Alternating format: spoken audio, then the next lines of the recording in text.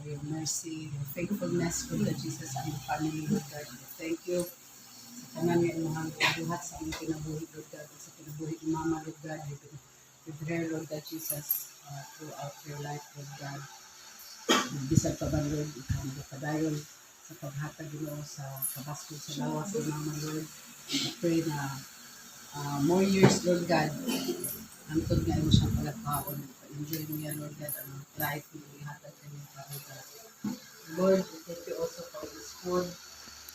Bless this with God as we partake this food with God. This will be nourishment to our body. Bless you, Lord Jesus. Prepare this mama. Thank you for her, Lord God, sa strength. And we have that kanyang. Thank you, Lord, na makahimo paghihapon na gid siya, Lord God. And thank you, Lord Jesus, for each one of us here. Lord God, we are going to enjoy this food with gladness in our hearts, Lord God. And satisfy us, Lord God Jesus. Thank you, and we give you glory, honor, praise, in Jesus' name. Sakto gyapon to kay aron nga makuha na ko inyong mga naong. Nakamuro pa yun.